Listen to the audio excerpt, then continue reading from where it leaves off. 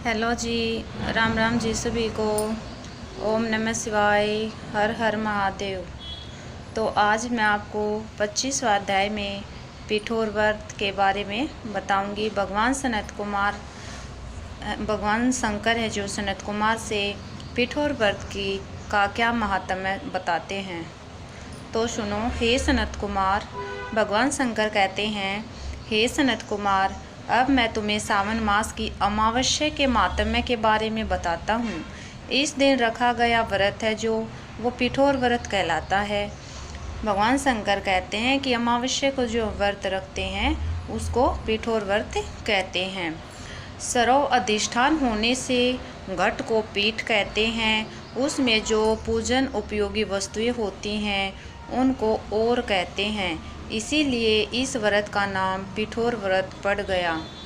इस व्रत को कैसे किया जाता है, उसके लिए क्या विधि बताते हैं।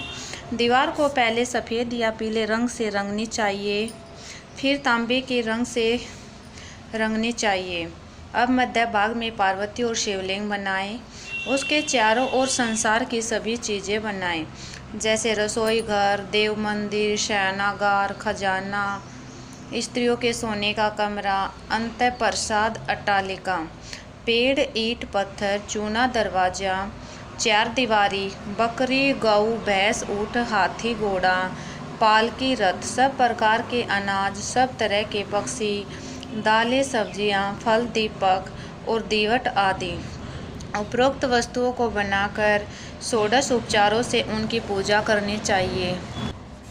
अनेक तरह के गंध, धूप, चंदन आदि देकर ब्राह्मण, बालक, सौभाग्यवती स्त्रियों को भोजन कराना चाहिए तथा अंबिका सहित शिवजी से कहना चाहिए, हे दया सिंधु, हे शशि शेखर, आप इस व्रत से संतुष्ट होकर मेरी सभी मनोरथ पूरे करें।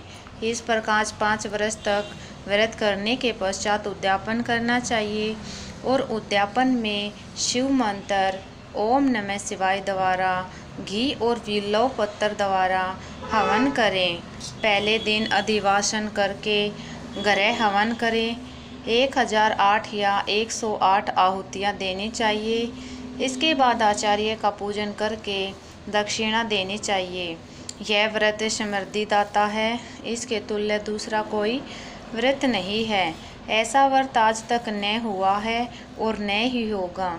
हे वत्स, मनुष्य जो भी चीज़ें और दीवार पर बनाएगा उसे सब चीज़ों की प्राप्ति होगी।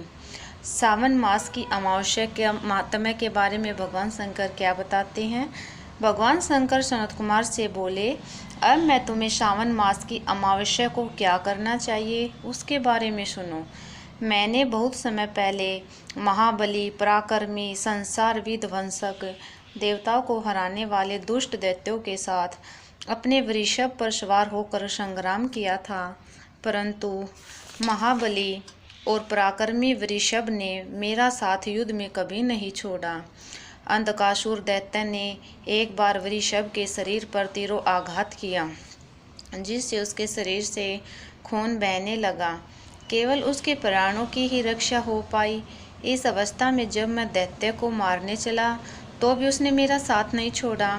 मैंने उस नंदी स्वर के पराक्रम को देखा कि उसने अंधक दैत्य का अपने सींगों के प्रहार से वध कर डाला। मैं नंदी के इस कार्य से बहुत प्रसन्न हुआ और मैंने उसे वर मांगने को कहा, परंतु जो वर मांगेंगे उसे मैं अवश्य पूरा करूँगा। नंदीश्वर बोला, मुझे कुछ नहीं चाहिए, आप मुझ पर प्रसन्न हैं, इससे बढ़ के मेरे लिए और क्या वरदान हो सकता है। फिर भी संसार की भलाई के लिए आपसे प्रार्थना करता हूँ। आज सावन मास की अमावस्या है। आज के दिन गौ सहित मृतिका बैलों का भी पूजन हो, कामधेनु सदृश मेरा जन्म हो। मनुष्य भक्ति द्वारा प्रत्यक्ष गौ और बैलों का पूजन करे, गैरों से और धातुओं से उनके शरीर को सजाए, सींगों को सोने और चांदी से मंडे, दोनों सींगों में रेशमी गुच्छेदार बांधकर चित्तर विचित्र नाना रंगों से मिश्रित कपड़े को पीठ पर ढककर गले में सुमधुर आवाज करने वाली घंटियां बांधे। दिन में गांव के बाहर ले जाकर शाम को घर वापस ले आएं। खली बिनौले उन्हें खाने को दें, जो ऐसा करके उनके यहाँ गोधन की वृद्धि हो। मैंने वृषभ से कहा, तुमने जो मांगा है वह सब तुमको अवश्य मिलेगा। जो वृषभ आज के दिन किसी काम में न लगाया गया हो, केवल भूसा खाता हो, पानी पीता, उसे पोल कहते हैं। उसी नाम से आज का दिन भी पोल कहा जाएगा। आज का दिन जगत में पोला के नाम से प्रसिद्ध होगा। मनुष्य को आज के दिन सब इच्छाओं को पूर्ण करने वाले बैलों का उत्सव मनाना चाहिए। हे सनत कुमार, अब मैं तुम्हें कुशाग्रहण विधि बताता हूँ। सावन मास की अमावस्या के दिन स्नान करके पवित्र होकर कुशाग्रहण करना चाहिए। कुश को बार बार प्रयोग करने पर वह शुद्ध रहता है।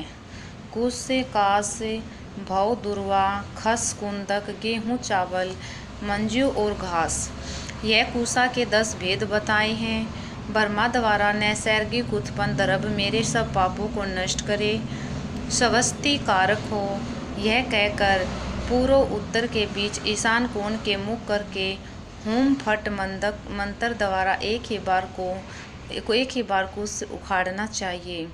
कुश को कैसे उखाड़ना चाहिए? हुम फट मंत्र द्वारा एक ही बार कुश उखाड़ना चाहिए। जिन कुशों के अगर भाग सूखे न हों, ऐसे हरे रंग के कुश देव कार्य, जपादि कर्म में, जड़ रहित कुश पितर कार्य में रखना चाहिए। देव कार्य और पितर कार्य के लिए 7 पत्थर के कुश उत्तम बताए गए हैं। मध्य में पत्थर न हो, ऐसे अगर बाघ सहित आदेश प्रमाण को उत्तर पवित्र में रखने योग्य हैं। ब्राह्मण के लिए 4 कुश का पवित्रा, क्षत्रिय के लिए 3 कुश का पवित्रा और वैश्य के लिए 2 कुश का पवित्रा और शूद्र के लिए 1 कुश का पवित्रा देना चाहिए। उत्पन्नार्थ के लिए वर्णों के लिए 2 पवित्रा होते हैं। 50 का बर्मा और 25 का विष्ठर होता है। पवित्रा को आचमन करते समय हाथ से न निकालें। विगिट, अग्नि कारण तथा पाद्य समाप्ति पर पवित्रा को त्याग देना चाहिए। दरब तुल्य पुण्यदाता अन्य कोई पवित्रा पापनाशक नहीं है। जितने देव और पितर कार्य हैं वह सब दर्भाधीन हैं। अमावस्या के दिन ऐसे दर्भों को स्वीकार करना चाहिए। यह दर्भ कभी वासी नहीं होते हैं।